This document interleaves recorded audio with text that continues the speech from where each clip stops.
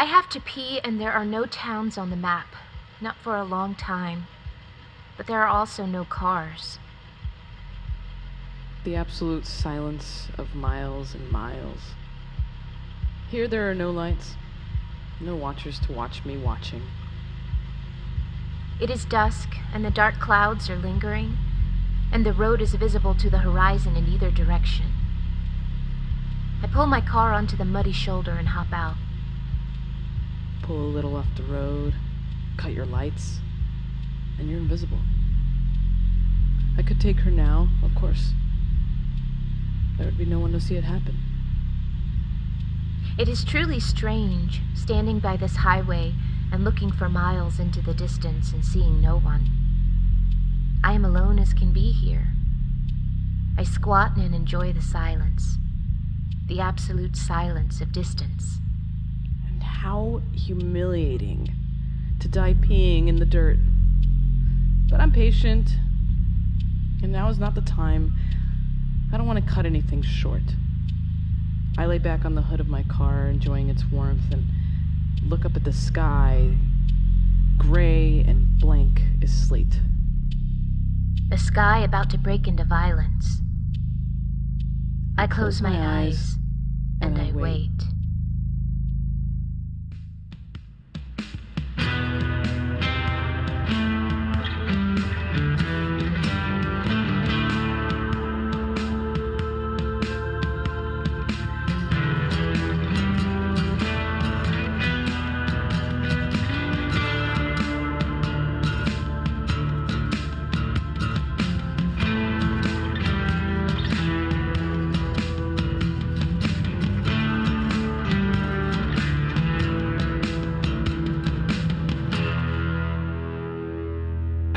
Isn't Dead by Joseph Fink, performed by Jasika Nicole with Roberta Colindres, produced by Disparition. Part 2, Chapter 6, Badwater. Thank you to Audible for supporting our show. When this episode is over, might I suggest a free audiobook? Get that free audiobook with a 30-day trial by going to audible.com/dead. That's audible.com/dead. And thank you to Blue Apron for its support. Get 3 meals free with free shipping by going to blueapron.com/dead. That's blueapron.com/dead. And stay tuned after our show when I will tell you a knock-knock joke. I'm on a plateau, and then I come around a turn, and I am looking steeply down into a valley. There has been no change in my elevation, but the change in perspective is astonishing. I'm gonna miss this when it's done. But nothing lasts forever. To take a few uncertain years from someone's life, is that so much of a crime? I had thought I was on solid ground and was actually far, far in the air. There's no metaphor to be taken there, no reason to relate this to my life. It's just a drive, just a plateau, just a valley, just a moment of dizziness so intense it was almost pleasure. What are those years worth? Would she have even gotten them? Isn't it better to die in such a purposeful, clear way than to stagger on until an organ you don't need starts making its cells wrong? A light in the sky, zigzagging. Not the moon, not the stars, not an airplane, not anything. A point, moving from one side of the sky to the other, impossibly sharp turns. I take my eyes off the road to watch, but I do not take my foot off the gas. The road is perfectly straight. I focus on the light and watch it move until my tire hits the shoulder and I am jolted back to my driving. And when I look again, it is gone. Past the larger towns are the mining towns. A few houses and a school attached to a quarry and a processing plant. It's dusk, and the plants are still churning. Busy workers for now until their jobs go too. Everyone's jobs are expendable, except mine. This kind of violent hunger is always in demand. I could sleep 1,000 years and wake up to a world that needed me. I can see the road descending and then climbing again for miles in front of me. A man has stopped his car to take a picture, and I can see why. There's a strange ridge along the slope facing me, one that doesn't look natural. This expanse is majestic, truly breathtaking. As the miles pass, I realize I'm looking at the entire length of a freight train, one that would take 10 minutes to clear an intersection. I stop, too. I take him into the bushes and leave him there. I get in his car and pull it back on the road. And I'm at a distance where I can see the whole train passing along the slope of a mountain. Truly breathtaking. The rain comes. Finally. Signs warn to avoid this road because of possible flash floods, but I take it anyway. I want to see the water and feel it under my car. I just go on the hope that flash floods can't be as bad as they're made out. I want to stand on my hood while the waters rise above me. I want to be hit by lightning. I want to see whatever you see when the electricity enters your brain. Lakes form suddenly in the desert. Soon all of the land on either side of the road is water. Waves lapping at an asphalt shore. Get me safely through this. Get me safely through this. Drown me. Wash me away.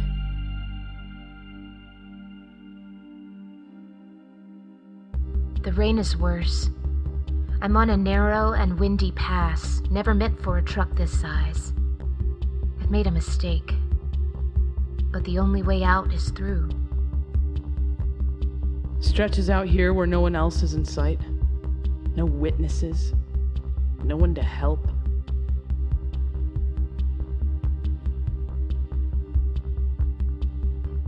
And then, a few miles before the flatlands, I turn a corner and have a moment of, what is that in the road? And then there is a bang, and the bottom of my cab is dragging. A huge rock.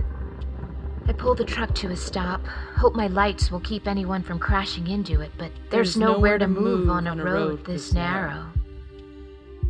Take my hand. Take my hand and walk with me to where the highway is no longer visible. I get on my stomach in the mud, and I'm under the cab, downhill of it, and I'm thinking, okay, so this is how I die. The rock is jammed into the bottom of the cab. I try to pull on it, but it's not moving. A car comes by, has to swerve out of the way. I have mud all down my body.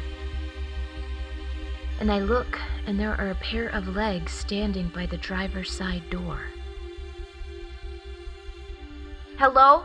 I shout, and I crawl my way out, banging my head on the front bumper. Did you stop to help? I say, as though anyone had ever done that for me. But there's no one there now. Just me and my truck, and a rock stuck in my truck. Almost, Keisha. That was almost it. I want to get off this pass.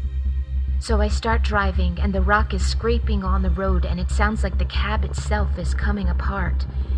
And then there's one last terrible ripping sound, and the rock falls away. Everything still seems to drive all right. I stop at Stovepipe Wells, a motel dressed up as a Western village. There's a terrible smell, like burning rubber, and I think, oh, my engine is fucked. But as I walk away from the truck, the smell persists. The wind is saturated with it. I stay the night in their RV area, and the next morning realize that I was smelling the mesquite trees. My truck runs fine.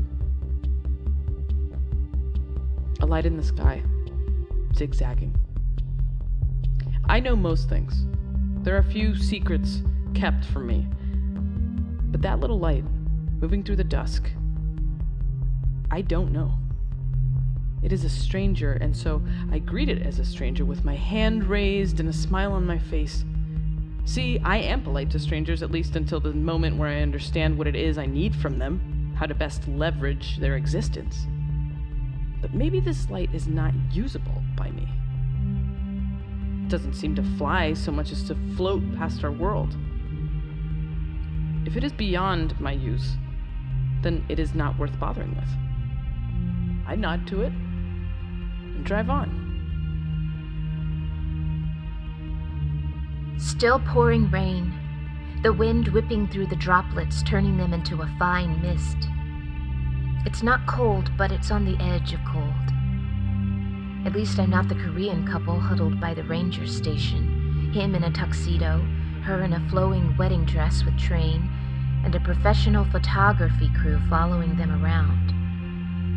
She folds her arms into the damp wrinkles of her dress, shivering as they wait for the desert vista they came for.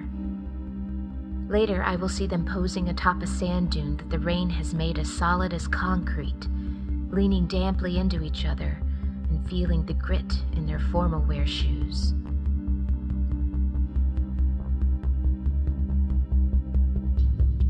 That night, the stars are covered by the clouds, and the light returns. In the distance, an object in the road. I taste bitter on the tip of my tongue, and I try to hold it there. I try to make the bitter taste linger.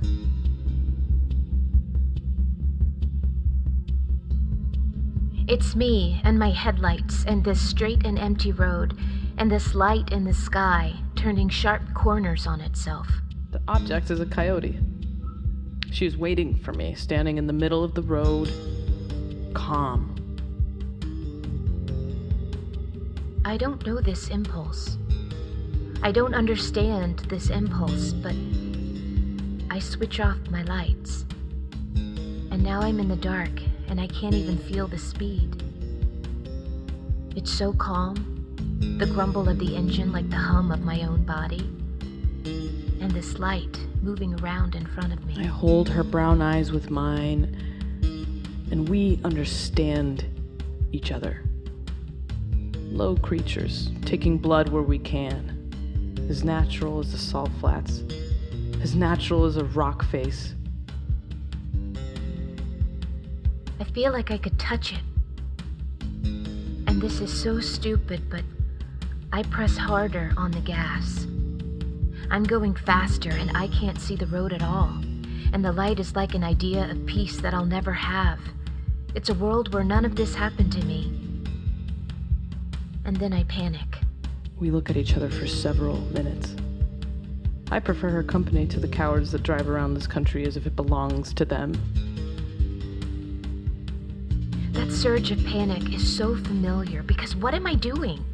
Am I trying to get myself killed? I wink and tell her I need to get back to my prey, as I'm sure she needs to get back to hers. As I drive away, she watches me, still unmoving, in my mirror. I switch the lights back on and it's the road, straight as it ever was, and I'm still driving on it, and the light in the sky is gone. Most of the buildings in Death Valley Junction are still ruins. A former dormitory for employees at the borax mines. Then in 1967, a ballet dancer named Marta Beckett broke down here and stumbled on a small abandoned theater that the employees once used as a community room. She moved from New York City to this town, where she and her husband were most of the population, and she began to dance in a theater in the desert 3 times a week. I curl up inside one of the ruins. I enjoy how cold it gets at night, and in the morning I watch a cloud cast a perfect shadow over a mountain. Many performances, no one would show up. And so, over the years, she painted an audience on the inside of the theater, so that there would always be someone watching. She died this year, but there is still a ballet dancer that does a weekly show. I stay at the attached hotel, with musty carpet and Marta's paintings on the wall. There's a cafe that is only open a couple of days a week, but is surprisingly good, in a hipster Brooklyn kind of way. I don't know how they make money with a restaurant like that, 2 days a week in the middle of nowhere. But as I eat at their counter, I feel grateful for people who come to places like this and do things like this. Dance and make artisanal avocado toast. It's time for me to switch cars again. So when a tourist couple pulls into the unlit lot, ready to enjoy the strangeness of ballet in the desert, I help myself to them and then help myself to their vehicle. I feel grateful for people who come to places like this.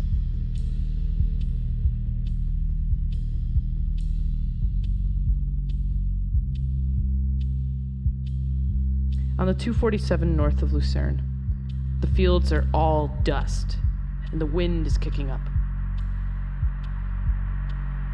Like something from a story.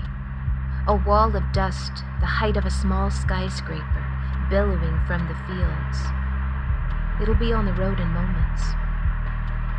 And then we'll be invisible. And then it will happen.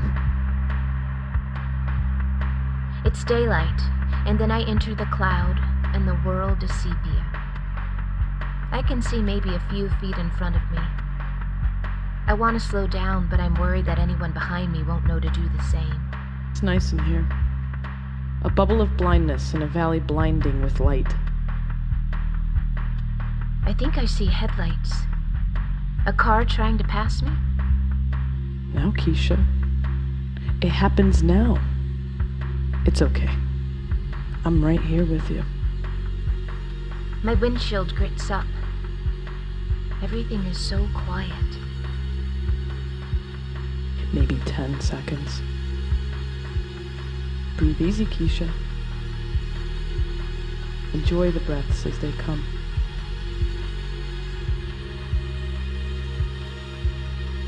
There, it's the light.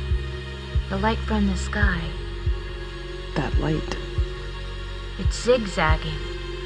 What is What that? is that? The light lowers. It's just in front of me through the glass.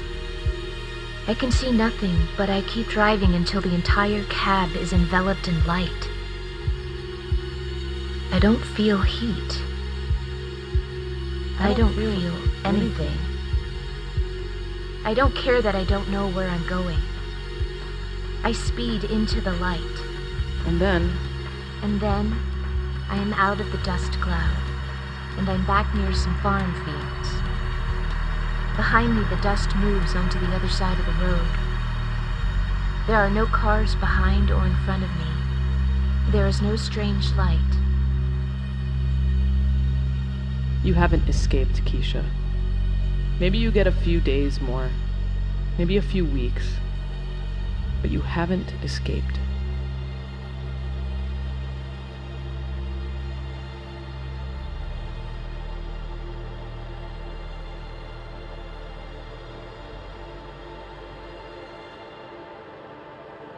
This episode was brought to you by Audible. Audible has an unmatched selection, including audiobooks, original shows, news, comedy, and more. And Audible is offering you, yes, you, a free audiobook with a 30-day free trial. Just go to audible.com/dead. Browse their unmatched selection of content, download a title for free, and start listening. Now that could be you, just minutes from now. One book you might like is Priest Daddy by Patricia Lockwood, because I genuinely cannot imagine anyone not liking it.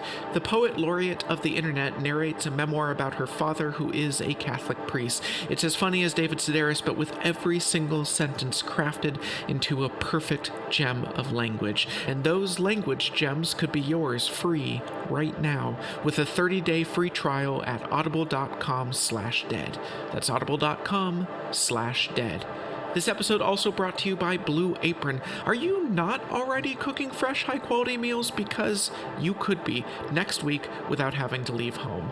Blue Apron will send you a box of fresh ingredients from their community of artisanal suppliers, family-run farms, fisheries, and ranchers. And with these ingredients and simple step-by-step recipes, you will create delicious meals, all for less than $10 each. Like the meatballs and tomato sauce with asparagus and creamy rice. My wife is from New Jersey. I've had some good meatballs, but these Spanish-style meatballs with golden raisins in the meat and olives in the sauce was the kind of twist I would have never tried without the fun and easy help of Blue Apron. Have your own at-home food discovery. Just go to blueapron.com/dead to get your first 3 meals free with free shipping. Now that's blueapron.com/dead. Check out AliceIsn'tDead.com for new t-shirts and hats, including Thistle and Bay and Creek, so you can show your allegiance. And follow us on Facebook or Twitter for a little bit of roadside America in your timeline. And now, a knock-knock joke. Knock knock. Who's there? Interrupting cow. Again? Interrupting cow who? Yeah, that's me. Okay, but what I'm saying is, I'm the interrupting cow. What do you want from me? Sure, but are you going to let me in or not? It's cold out here. Everyone wants to just have a conversation through a closed door. Like, that's a thing people do. Like, that's okay. It's not okay, you know? It's rude. I have been searching for shelter. I'm sorry I'm interrupting, but did you ever consider you have nothing worthwhile to say? Hello? I'm sorry. Interrupting cow who? A hungry and lost interrupting cow who just wants to stay still for a little while. I understand. Come in. Thank you. Thank you. It's no problem. Moo. This has been a production of Night Vale Presents. Find out more about us and our shows at nightvalepresents.com.